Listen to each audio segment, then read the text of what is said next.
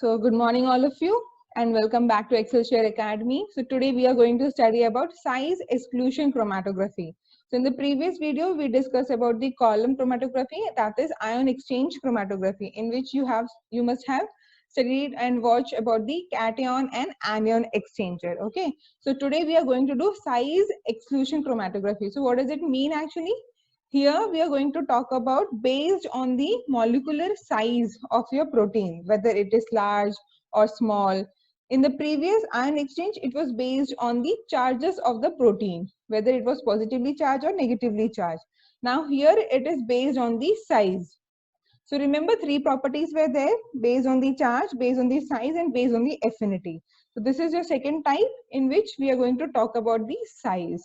Okay. Now in this, what you have to remember is, if the first chromatography is clear, this chromatography will become very simple to understand.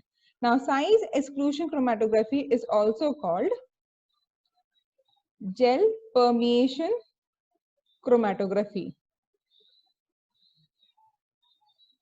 Okay. So it is another powerful technique which is applicable to high molecular mass species. So what does it mean over here? It means that larger the protein molecule, the size, it becomes easy its purification. Okay. Now the diameter of the pore of the porous material is of the order of 50 to 3000 angstrom, which is similar to the size of many molecules. So most of your protein size range between to 50 to 3000 angstrom molecular range. Okay, so it can be, so mainly your proteins are going to be globular in shape. Okay, now what happens in this case of chromatography is that, see, look at the figure over here. So consider that these are your matrix. Okay, the porous particle which forms the matrix. So in this case, it is the solid phase of the column. Now what happens is, you have got two types of proteins here. Okay, so for example, there is one protein which is going to get inside of these porous material. So that is, it is going inside of these porous material, and passing through that, it is eluted out. So the protein which goes inside the porous particles are the smaller ones. Now, if you have got the larger protein molecules, that is in the size, it cannot enter the porous material of the matrix. So wherever the spaces are present between these molecules, it will go from there. So that is without entering any of the matrix particles, and the large molecule comes out. Now, according to you, which will come out fast, the smaller one or the larger one? Which will come out first? Yes, anyone?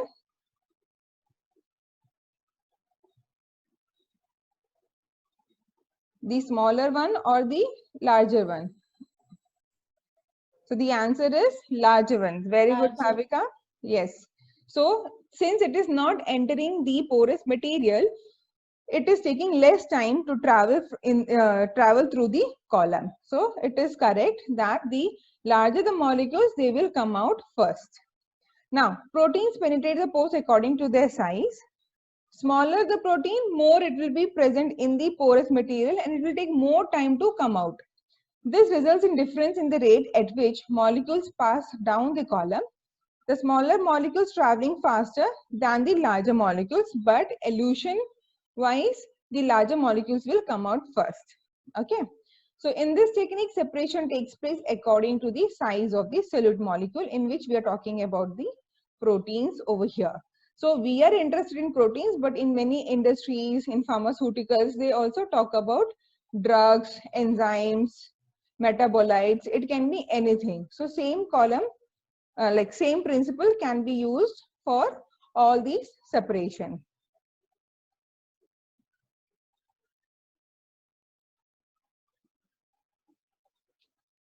Okay. Now, the column of gel particles or porous glass granule is in equilibrium with a suitable solvent for the molecules to be separated. So again, it's the same diagram which is showing the same thing over here. You can see So we have got the protein mixture over here. So don't think that the size exclusion chromatography is only for proteins. It is also for the other biomolecules also. Okay. So it can be other drugs or metabolites or carbohydrates. So any materials which needs to be purified, it can be used. So since we are interested in proteins, so I'll be referring all the chromatography techniques for the proteins only. So after your dialysis, what you have in the crude extract is the protein mixture.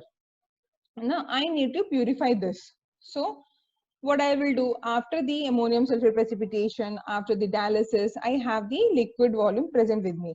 Now this liquid I'll be putting onto the top of the column. Okay. Now again, as in the case of ion exchange chromatography mentioned, longer the column, better is the resolution, right? So in the case of size exclusion chromatography also, the column length is very much, it's very lengthy as compared to the ion exchange chromatography.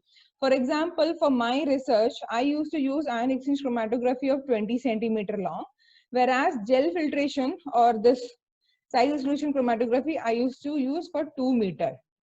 So just imagine more than the height of mine. So I have to stand on the stool and then, get onto the top, and then I used to load my sample. Now, so after loading the sample, you have the mixture. Now, depending on the size, if it is small, it will enter the porous material, like here you can see. Now, if it is slightly larger than the smaller, it will be present in the interstitial spaces, and more or the larger size molecules of the proteins, they will just go into the gaps. So which one is going to come out first? The red one, the larger one, then the green, and then the cyan blue proteins. Okay. So this is the basic principle behind gel or gel filtration chromatography or size exclusion chromatography. Yes. So now this is the theory which you need to remember, because this is how you are going to understand the application of gel filtration chromatography. So the total volume represented as VT, it is represented as VT of a column packed with porous polymer or silica gel is given. Okay. Now, so it is given by VT. So that is VT is your total volume. Now, what total volume they're talking about? So in the column, let us assume that this is your 2 meter gel filtration column. Okay. Now in this, your porous material is present, either certain polymers or silica. So in my case, I have used silica gel. Okay. So it has got the pores in between, but when you see, it is nothing but it looks like a white powder. So you just put the white powder into the buffer in which you want to carry out your protein purification, and the next day you just pour it. Now, how you're going to pack the column? Similarly, as I have mentioned before. So at the bottom over here, you're going to put your glass wire. Okay. So what will happen? It will get blocked and only the liquid sample can pass, but not the solid material. Okay. So glass wool also it is called.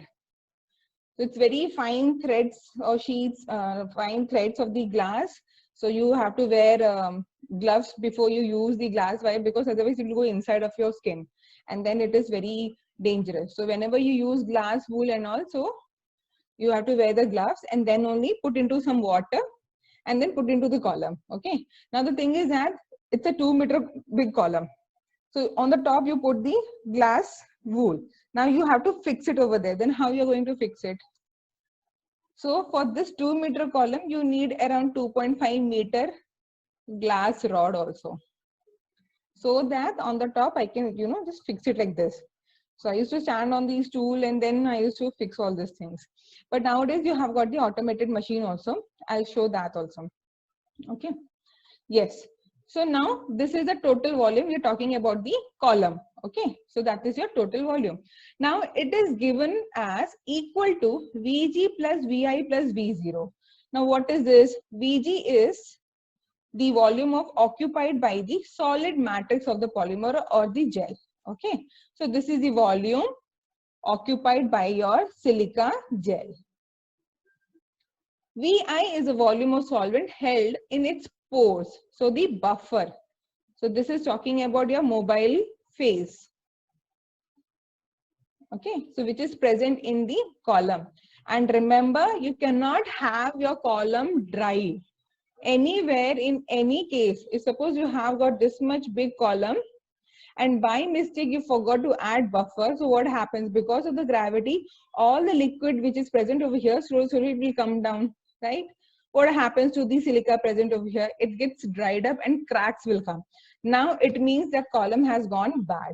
You cannot use it for further. So what again you have to do? Just take out all the matrix out and then again fill it. Every time your column should be in liquid condition, okay? It should be filled with liquid, and that liquid is nothing but your buffer only, okay?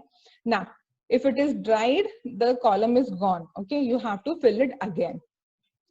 Okay, now V0 is the free volume outside the particles. It is also called, V0 is also called the void volume.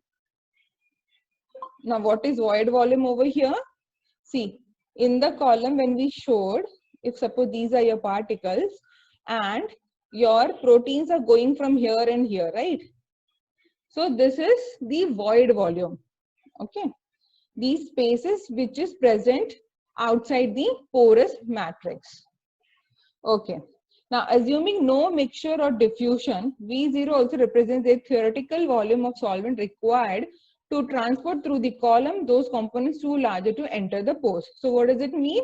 If I use a biomolecule which is such a larger in size, what happens? Even that is going to pass through these spaces only, correct? So that is the volume of the buffer required to elute out the molecule. Now, how do you standardize this thing? So in this case, it is also called the calibration. We'll come to that shortly. Now, there's something called blue dextran. Okay. Now, do you know what is dextran over here? What is dextran? Anyone? What is dextran? Anyone? Sandhya?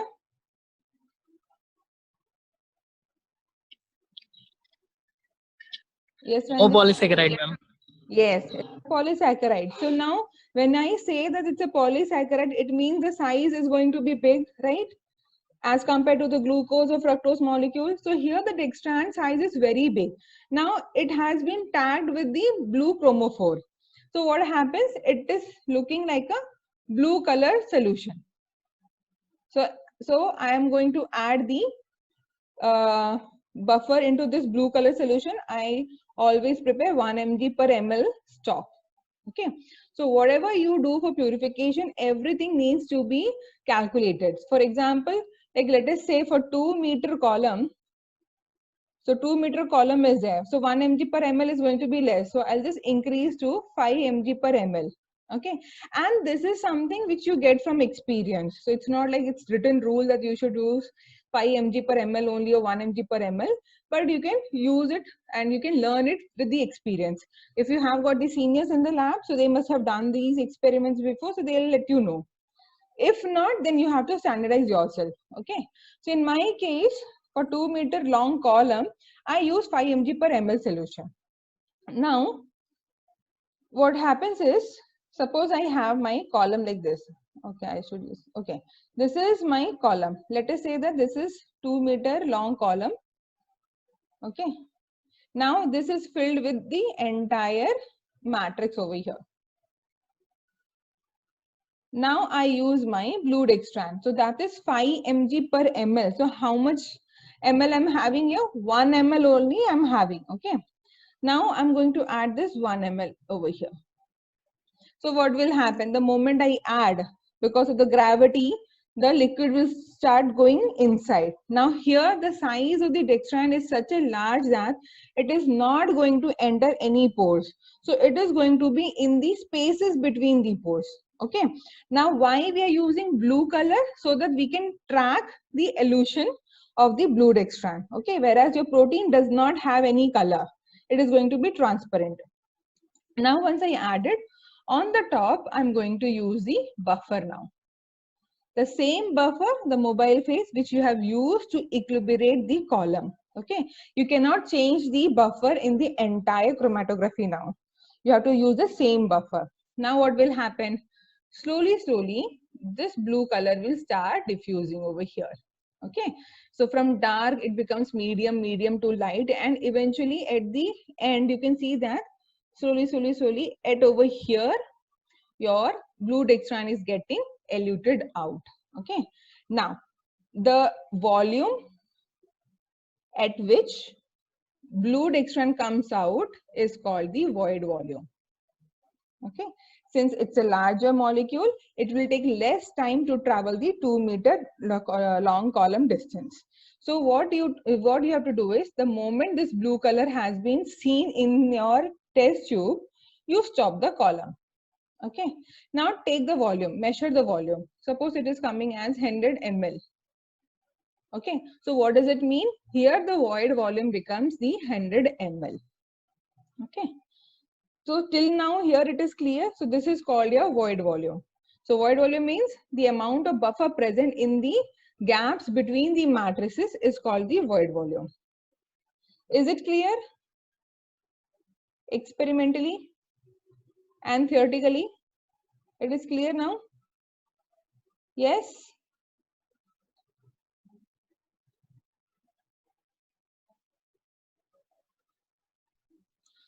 Now, for molecules too large to enter the pores, the K value is 0 and VE is equal to V0. So what is VE over here? It is the elution volume.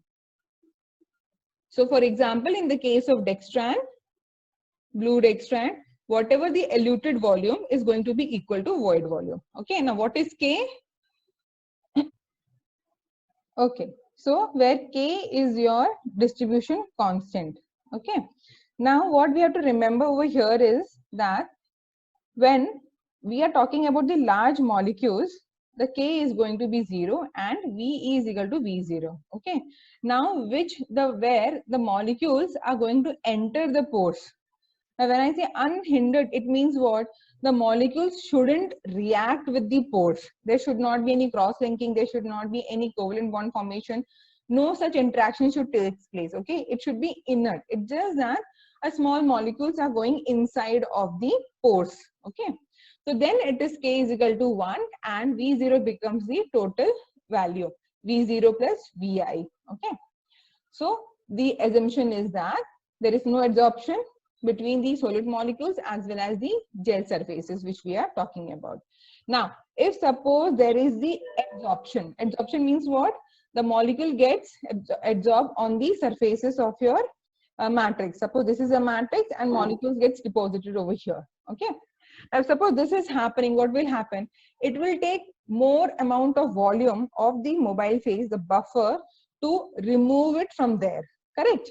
Now, that will take more time, more energy also. So then the K is going to be greater than the unity. Is it clear? I'll repeat once again. For larger molecules, your K is 0. For smaller molecules which enter the pores, your K is 1. But if it is getting adsorbed on the surface, your K is greater than 1. Right? Where K is the distribution constant. Okay. Only this much you have to remember. Now, so as you have seen in the case of ion exchange chromatography also, once the protein starts coming out of the column, okay, so you have got the column over here and your protein starts coming out. So what will happen if you have got 3 types of proteins? Now when I say 3 types means it is the 3 sizes of the protein. Okay, so first will be the larger molecule, so that will come out first. Correct? Then after some time you will have the medium size and then the smallest one. So all these things you are going to check in the spectrophotometer. Okay, now you know that you have started collecting from your first test tube and you keep on doing till you get 0 reading. Okay, now you know that I got 3 peaks over here, 1, 2 and 3. So Number of peaks decide how many types of proteins are present. So in this case, there are 3 sizes of the proteins present. Now, which one is your interested protein? So how will you know that? Either you should have the previous knowledge that my protein is around 100 kilodalton or 50 kilodalton, or what you can do is run SGS page. SGS page. Okay. So this will also tell you the molecular weight of the protein. What is SGS page? Sodium dodecyl sulfate. Page is your polyacrylamide gel electrophoresis. Okay. So with this technique, it's a technique, you can measure the molecular weight of the protein. So all these techniques I'll do once I complete the chromatography. So far so good, it's clear. Okay. And then again, always spectrophotometer works on the UV fluorescence. Why? Because protein has got the aromatic amino acid which will give the fluorescence at the UV range. Okay. Please remember. Now, what are the applications? So as I said, first, we usually mainly use for the protein purification. Okay. So here we have got the biological macromolecules purifications are there. Then you can purify virus, protein, enzymes, antibodies, polysaccharides, etc. So in mainly most of the industries or the companies which works with the pharmaceuticals, they are using the, they are making use of this gel filtration chromatography, okay, or otherwise called size exclusion chromatography. Then molecular weight determination. So if it is unknown protein, you have not known from this literature, like it is for the first time you're going to report, okay, like for example in the case of corona, so it is first time reported and so many proteins on the top of the virus structure is going to be novel, right? So you can study their molecular weight using this technique also. So I teach you how it is coming under the calibration only. This is very important and it takes around, 2 weeks to 1 month. If you're doing with the conventional method, if you're using the automated machine also, it will take around 1 to 2 weeks, because in research, each experiment you're going to repeat at least 3 times, right? And then you take the standard deviation of that and then you report. Otherwise, there will be controversy in accepting your data. Then protein binding studies. Now, how to do this? As I mentioned before, that the protein shouldn't adsorb on the matrix. There shouldn't be any interaction taking place. Now, if I want to do protein interaction studies, then I can have matrix in such a way that it is going to bind to the ligands. Okay. So this will tell me whether they have got any interaction or not. For example, over here I can tell you there are certain proteins called lectins. They bind to sugars. Okay. So I can use matrix, for example, like agarose, which is nothing but made up of sugar. I can use the matrix in the column made up of filled with the agarose, and I can see lectins are there. Okay. So I can load the protein mixture containing lectins onto the column, and I'll see how fast or how slow the elution is taking place. If it is coming out very fast, it means what? There is no interaction taking place. Now, if it is taking time and the elution volume, the VE is very high, it means the interaction has taken place. Okay. So this is how you do your receptor binding or protein binding studies. Okay. Sorry, this is binding, not building. It is binding. Now desalting.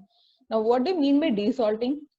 So all these 4 topics are very important in gel filtration chromatography. Okay. Questions will might come based on this only. Now what is desalting? Desalting means removing the salt. Okay. Now, remember we talked about the ammonium sulfate precipitation, So much of salt is there. So instead of dialysis, if you suppose don't have time, because dialysis will take at least 2 to 3 days to get completed. Okay. So if you don't have time and your protein volume is also less, around 1 or 2 ml, then what you can do is you can do the desalting. So desalting means instead of having a very big gel filtration column, you can have small gel filtration column. Okay. So what you can do over here is, so small gel filtration column will be there and you put your sample. Now tell me, protein will come fast or the salts will come fast? Which will come fast? So you have added a mixture of protein plus salt. And then you started adding the buffer. Now from this column, like till now, how much ever you have understood, tell me which one is going to come fast, the protein or the salt? Which one is going to come fast? Yes, Bhavika, what do you think? I think salts, ma'am. Why do you think salts?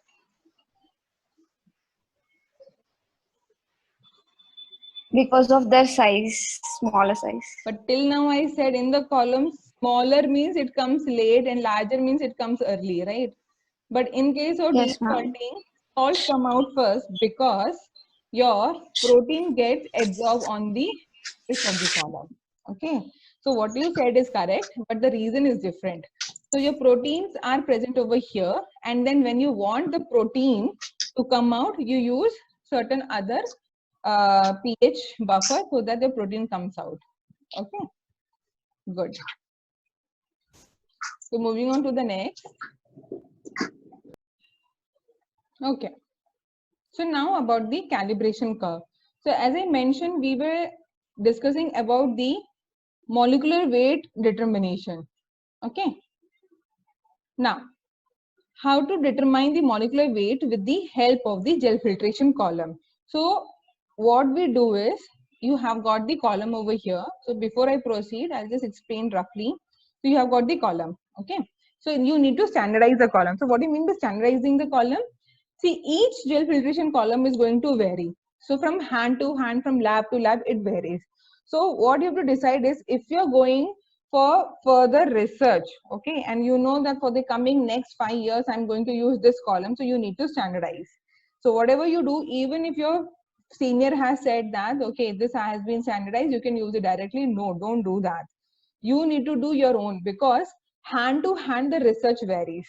It's not necessary that if I get the word volume of 100 ml, you are also going to get the word volume of 100 ml. From hand to hand, it varies. Okay. That is the error. Okay. It shouldn't happen actually in the lab. Now, okay. So since we are doing most of the research in the conventional method in India, so we need to have the calibration.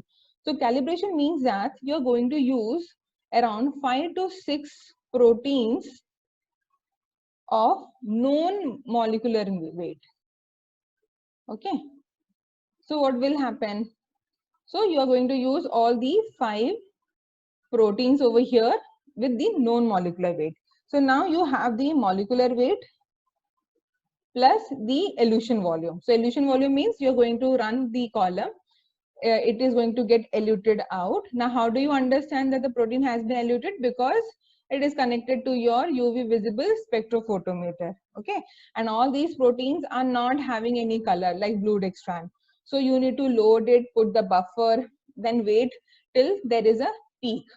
Now, obviously, since you're using 5 different proteins, so at each time you need to get one single peak. That is, it is not the mixture of the protein.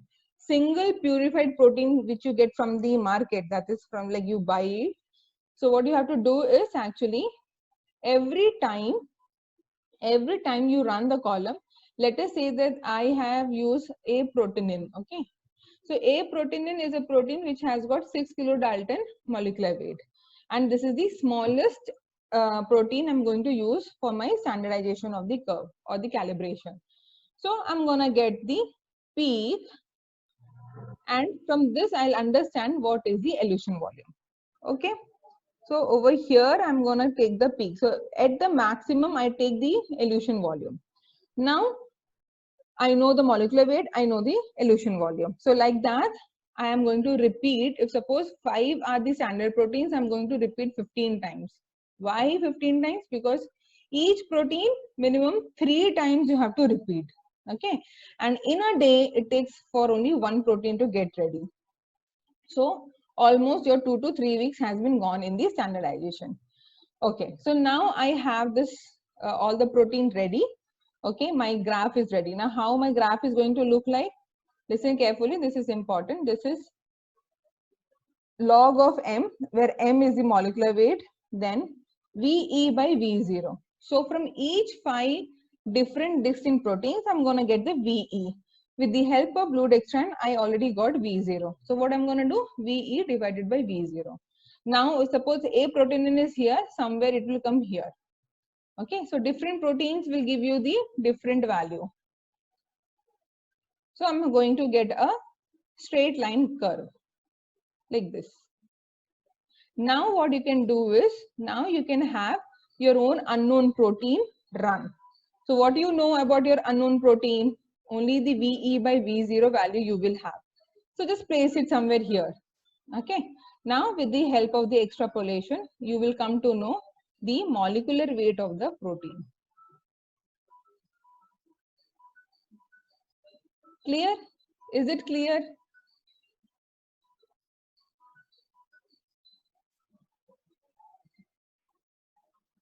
Now whatever I have discussed, it's given in the same but with the equations. Okay. So, so the following equation describes the relationship between the elution volume as well as the molecular weight. So this is how it is given. Log m is equal to B minus CVE. Now when you make this graph as written over here, you are going to have log m over here and V0 by VE by V0 over here. Okay. Now this is prepared by using molecular weight markers. It means what? The proteins of known molecular weight. To find the elution volume and plotting the log of the molecular weight on the vertical axis versus elution volume on the horizontal axis. Okay. Now, what is the calibration curve? This is the same thing. And here, there are two things which you need to remember. One is called the permeation limit. The other one is called the exclusion limit. Now, what do you mean by these? Exclusion. Molecules larger than the pore size pass straight through the are excluded, and that's why we don't use dextran in the calibration of the curve. Okay, it is just used to calculate the V0. So, which is not going to pass through the pore, we are not going to consider those proteins. Okay, so that is called the exclusion limit. Now, molecules below a certain size completely penetrate the pores and tend to elute almost in the same position. It's the permeation limit. It means what? I can have around 2 to 3 kilodalton protein. Beyond this, I cannot go because then it will be always present in the pores, correct? Because they are so small that they will be present in the pores. So that is your permeation limit. I don't want the molecules which are so tiny to enter into the pores. So this certain limit has been kept, that is called the exclusion limit, that is beyond the pore size, and one is the permeation limit, that is where very small molecules are present. So I'm not considering those. So I will take only those known protein molecular weights which is like having the medium size molecular weight as well as the size, and it is falling inside the exclusion and permeation limit. Okay. So if you see the figure over here, so this is beyond the pore size. So exclusion limit is there, and then this is beyond the smaller size of the protein. Okay. So now the known molecular weight protein should lie in these regions. Now once you have your unknown protein known, knowing the V0 V value, I can extrapolate and I'll get my molecular weight. Okay. Is it clear?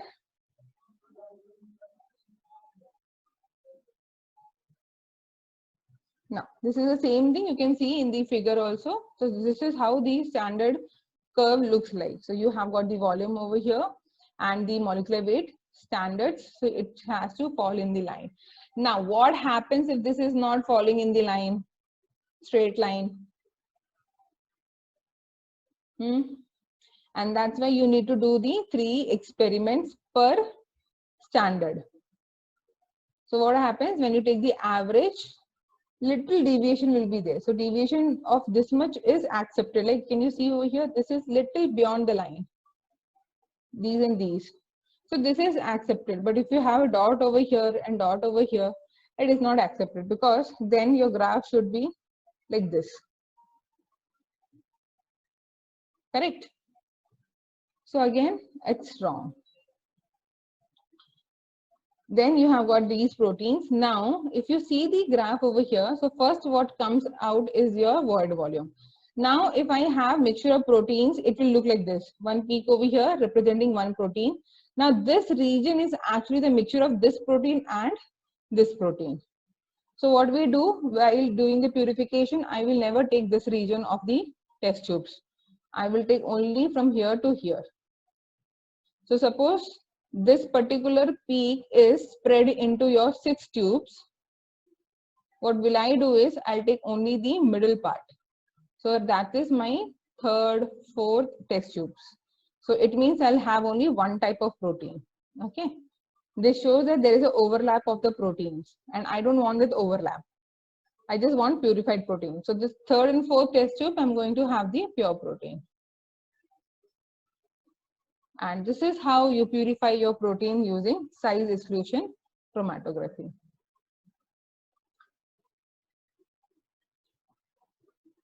Now, sorry. So this is the last slide. So these are the matrices which are used in the column chromatography: Cephadics, Biogel, Cepharose. So Cephadics and Cepharose, they are actually made up of glucose subunits only, and you can see the molecular range. So if you know that your protein is around 9 kilodalton, okay, so which protein can you use? Which column can you use? So I can use this also, because 1500 to 30,000 and 9 kilodalton means 9,000 dalton, right? So if I have this list, I know which matrix to be used. I can use this, I can use this also. Correct? So in that way, you decide which column chromatography you have to use. Now this is the column of an automated machine. Okay. So you can see that over here, it elutes out, and from here you enter your sample. So in this, a small thin piping has been connected, and it is connected to a pump, a reservoir, and everything. It has to be done robotic. So you have to just give the commands in the computer. Okay, add 2 ml of sample or 1 ml of sample. Now once this has been added, you have to add the buffer. So all these commands you have to give. Okay. So that was all about the chromatography, size exclusion chromatography. Thank you for listening.